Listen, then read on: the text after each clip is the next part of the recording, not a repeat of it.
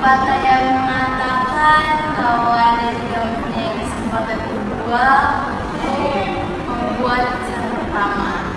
Seringkali kesan pertama ini muncul melalui kata-kata. Inilah topik pembahasan saya pada hari ini, yaitu mengenai sistem pertanian monokultur. Saya Christina Lesteda dari kelas SPC 2024. Salam kenal semuanya. Pertanian monokultur adalah sistem pertanian yang hanya menanam satu jenis tanaman di satu lahan tertentu dan dalam jangka waktu tertentu. Nah, dalam melakukan sistem pertanian monokultur ini ada beberapa langkah-langkah yang harus kita perhatikan, yaitu satu, dalam pemilihan benih. Pemilihan benih harus kita sesuaikan dengan kondisi tanah dan juga iklim di daerah Anda. Lalu, kedua, persiapan lahan. Hal ini seperti pembersihan lahan dari rumah ataupun tanaman yang sebelumnya. Lalu setelah itu melakukan pengolahan tanah. Pengolahan tanah ini seperti dengan cara dibajak atau dicampur supaya meningkatkan aerasi dari tanah. Setelah itu melakukan proses uji kesuburan tanah. Hal ini dilakukan untuk mengetahui berapa banyak pupuk yang akan digunakan nantinya dalam sistem pertanian ini. Lalu yang keempat, proses penanaman. Penanaman ini kita harus memastikan jarak yang sesuai antara tanaman yang satu dengan tanaman yang lainnya agar tidak terjadi persaingan antar tanaman, dan juga penanaman dalam ini juga harus disesuaikan. Setelah itu melakukan perawatan. Perawatan di sini seperti penyiraman, pemupukan, dan pengendalian hama. Hal ini dilakukan juga nanti masa pemanenan tiba.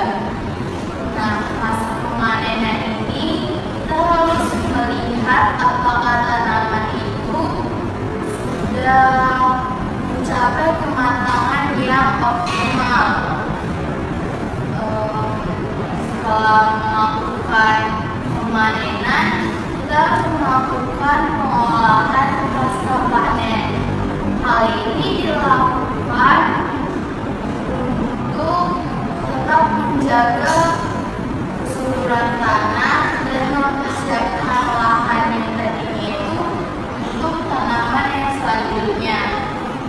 Nah, dari sistem pertanian monokultur ini ada manfaat yang dapat diperoleh, yaitu yang pertama, efisiensi dalam pengelolaan, karena petani dapat memfokuskan dirinya pada teknik dan juga perawatan yang akan dilakukannya nanti terhadap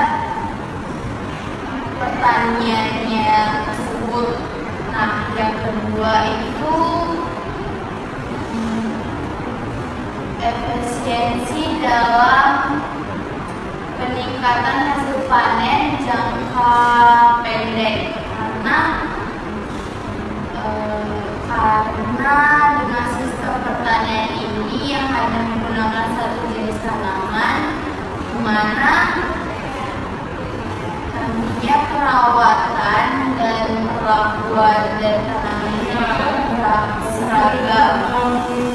Namun terdapat tantangan, yang dimana apabila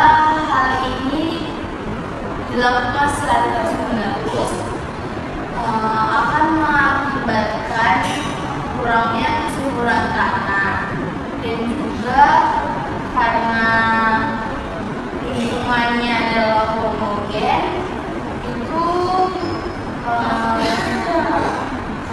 serangan hama dan penyakit dapat menyebar dengan lebih cepat, yang nantinya dimana dapat menyebabkan gagal panen. Di Indonesia sendiri,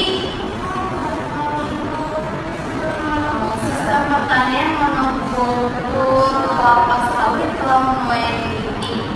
Oleh karena itu, untuk mengurangi dampak negatifnya, itu melakukan penanaman kelapa sawit digabung dengan tanaman unggul lainnya seperti kopi, kakao, pisang, dan lain-lain. Nah, kiranya ini dapat saya sampaikan. Jika ada hal yang ingin kita pertanyakan, saya membuka kesempatan untuk diskusi lebih lanjut. Silakan, Kak.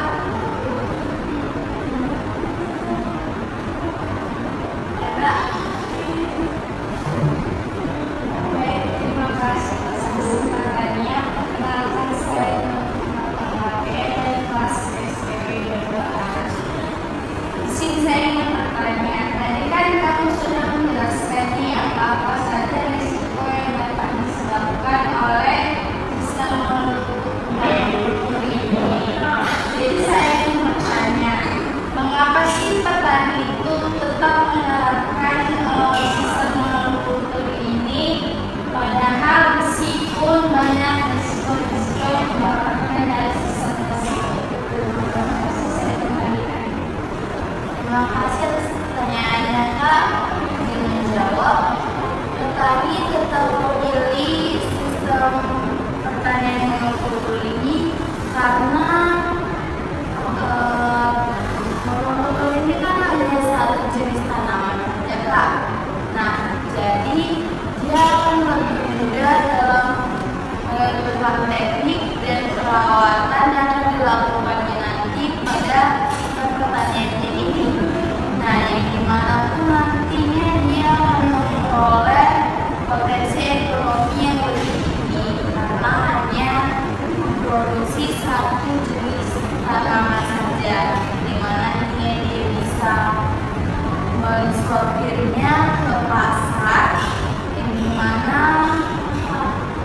pasar itu dapat menerima satu jenis tanaman yang dari pertanian dia.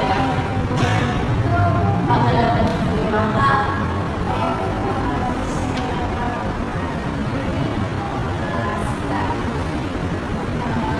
Terima kasih atas pertanyaan. Terima kasih atas perhatiannya. Mohon maaf bila ada kekurangan, salah kata. Saya disebut undur diri. Di Bapak di warung Mbak Sri. Sekian, terima kasih. Selamat siang.